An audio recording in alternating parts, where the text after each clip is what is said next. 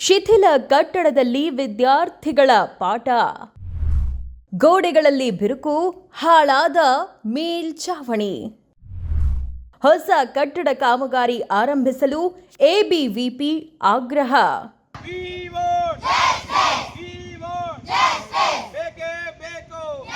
ಚಿಕ್ಕನಾಯಕನಹಳ್ಳಿ ಪಟ್ಟಣದ ಸರ್ಕಾರಿ ಪದವಿ ಪೂರ್ವ ಕಾಲೇಜಿನ ಸ್ವಾತಂತ್ರ್ಯ ಪೂರ್ವ ಕಟ್ಟಡ ಶಿಥಿಲಾವಸ್ಥೆಗೆ ತಲುಪಿದ್ದು, ವಿದ್ಯಾರ್ಥಿಗಳು ಆತಂಕದಲ್ಲೇ ತರಗತಿಗಳಿಗೆ ಹಾಜರಾಗುವ ಪರಿಸ್ಥಿತಿ ನಿರ್ಮಾಣವಾಗಿದೆ.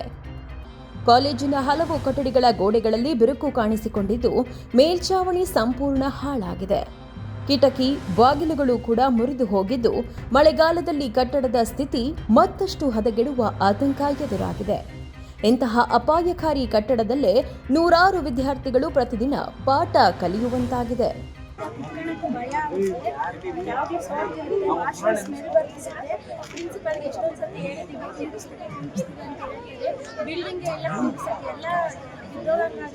ವಾಶ್ರೂಮ್ ಸಖತ್ತು ಸ್ಮೆಲ್ ಬರುತ್ತೆ, ಅದನ್ನು ಕ್ಲೀನ್ ಮಾಡ್ಸೋಕೆ ಆಗ್ತಿಲ್ಲ. ಎಷ್ಟೊಂದು ಜನ ಪ್ರಿನ್ಸಿಪಲ್ ಕರೆದ್ರು ಯಾರು ಬರ್ತಿಲ್ಲ, ಅಷ್ಟು ಗಲೀಜೆ ಆಗುತ್ತೆ. ಎಲ್ಲ ನೀರೆಲ್ಲ ಕಟ್ಕೊಂಡಿರುತ್ತೆ, ಬಿಲ್ಡಿಂಗ್ ಮೇಲೆ ಅದು ಎಲ್ಲ ಬಿದ್ದೋಗುತ್ತೆ. ಜೋರಾಗಿ ಏನಾದರೂ ಮಳೆ ಬಂದರೆ ನಮ್ಮ ಮೇಲೆ ಬೀಳ್ಬೋದು. ಅದನ್ನೆಲ್ಲ ಸರಿ ಮಾಡಿಸ್ಬೇಕು.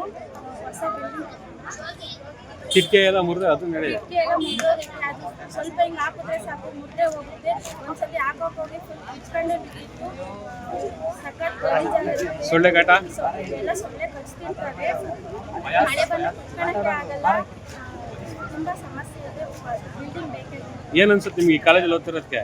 ಕಾಲೇಜಲ್ಲಿ ಎಜುಕೇಷನ್ ಎಲ್ಲ ಚೆನ್ನಾಗಿದೆ, ಎಲ್ಲಿ ಪಾಠ ಮಾಡಬೇಕು ಅನ್ನೋದೇ ಗೊತ್ತಾಗಲ್ಲ, ಹಂಗಾಗಿರುತ್ತೆ. ಪಾಠ ಕ್ಲೀನಾಗಿ ಮಾಡ್ತಿದ್ದು ನಮಗೆ ಕೇಳೋಕ್ಕೆ ಕಾನ್ಸಂಟ್ರೇಷನ್ ಮಾಡೋಕ್ಕಾಗಲ್ಲ, ಅದೆಲ್ಲ ತೊಂದರೆ ಆಗುತ್ತೆ. ಕಟ್ಟಡದ ದುಸ್ಥಿತಿ ಕುರಿತು ಹಲವು ಬಾರಿ ಗಮನ ಸೆಳೆದರೂ ಸೂಕ್ತ ಕ್ರಮ ಕೈಗೊಳ್ಳದಿರುವುದನ್ನು ಖಂಡಿಸಿ ಎಬಿವಿಪಿ ವತಿಯಿಂದ ಕಾಲೇಜು ಆವರಣದಲ್ಲಿ ಪ್ರತಿಭಟನೆ ನಡೆಸಲಾಯಿತು. ಪ್ರತಿಭಟನೆಯಲ್ಲಿ ವಿದ್ಯಾರ್ಥಿಗಳ ಸುರಕ್ಷತೆ ಹಾಗೂ ಕಾಲೇಜಿಗೆ ಅಗತ್ಯವಿರುವ ಮೂಲಸೌಕರ್ಯ ಒದಗಿಸುವಂತೆ ಒತ್ತಾಯಿಸಲಾಯಿತು. ನಮಗೆ ಸಪ್ರೇಟ್ ಬಿಲ್ಡಿಂಗ್ ಐತೆ, ಬಟ್ ಆರ್ಟ್ಸ್ ಕಾಮರ್ಸ್ ಅವ್ರಿಗೆ ಇಲ್ಲ. ತುಂಬಾ ಬೇಜಾರಾಗುತ್ತೆ, ತುಂಬಾ ತಾರತಮ್ಯ ಮಾಡ್ತಾರೆ ಅನ್ಸುತ್ತೆ. ಈ ಬಿಲ್ಡಿಂಗ್ ಒಳಗೆ ಬರ್ಬೇಕಾದ್ರೆ ತುಂಬಾ ಭಯ ಆಗುತ್ತೆ, ಎಲ್ಲಿ ಬೀಳುತ್ತೋ ಏನಾಗ್ತೀವೋ ಅಂತ. ಮತ್ತೆ ನೀರ್ ಫೆಸಿಲಿಟಿ ಕೂಡ ಇಲ್ಲ. ನೀರ್ ಫೆಸಿಲಿಟಿ ಒಂದು ಮಾಡ್ಕೊಡ್ಬೇಕು ಅಂತ ಕೇಳ್ಕೊತೀನಿ. ಮತ್ತೆ ವರ್ಷನೂ ಮಾಡ್ತಾರಂತೆ ಈ ಸ್ಟ್ರೈಕು. ನಂಗೆ ಯಾರೋ ಹೇಳಿದ್ರು, ಗೊತ್ತಿಲ್ಲ ಕ್ಲಿಯರ್ ಆಗಿ. ವರ್ಷ ಇಷ್ಟು ಸ್ಟ್ರಿಕ್ಟ್ ಆಗಿ ಮಾಡಿದ್ರು ಇನ್ನೂ ಬಿಲ್ಡಿಂಗ್ ಆಗಿಲ್ಲ, ಯಾಕೆ ಅಂತ ಗೊತ್ತಿಲ್ಲ. ಬೇಗ ಬಿಲ್ಡಿಂಗ್ ಮಾಡ್ಕೊಡ್ರಿ ಅಂತ ಕೇಳ್ಕೊಳಕ್ ಇಷ್ಟ. ತಹಶೀಲ್ದಾರ್ ಅವರನ್ನ ಕಾಲೇಜು ಆವರಣಕ್ಕೆ ಕರೆಸಿ ಕಟ್ಟಡದ ವಾಸ್ತವ ಸ್ಥಿತಿಯನ್ನ ತೋರಿಸಿ ಮನವಿ ಪತ್ರ ಸಲ್ಲಿಸಲಾಯಿತು. ವಿದ್ಯಾರ್ಥಿಗಳ ಜೀವಕ್ಕೆ ಯಾವುದೇ ಅಪಾಯ ಸಂಭವಿಸುವ ಮುನ್ನ ಶಿಥಿಲ ಕಟ್ಟಡವನ್ನು ತೆರವುಗೊಳಿಸಿ ಹೊಸ ಕಾಲೇಜು ಕಟ್ಟಡ ನಿರ್ಮಾಣಕ್ಕೆ ಕ್ರಮ ಕೈಗೊಳ್ಳಬೇಕೆಂದು ಎಬಿವಿಪಿ ಕಾರ್ಯಕರ್ತರು ಆಗ್ರಹಿಸಿದರು. ಹೊಸ ಕಟ್ಟಡ ನಿರ್ಮಾಣಕ್ಕೆ ಸಂಬಂಧಿಸಿದ ಟೆಂಡರ್ ಪ್ರಕ್ರಿಯೆಯನ್ನು ಶೀಘ್ರವಾಗಿ ಪೂರ್ಣಗೊಳಿಸಿ ಕಾಮಗಾರಿಯನ್ನು ಆರಂಭಿಸಲು ತಾಲೂಕು ಆಡಳಿತಕ್ಕೆ ಎಬಿವಿಪಿ 15 ದಿನಗಳ ಕಾಲಾವಕಾಶ ನೀಡಿದೆ.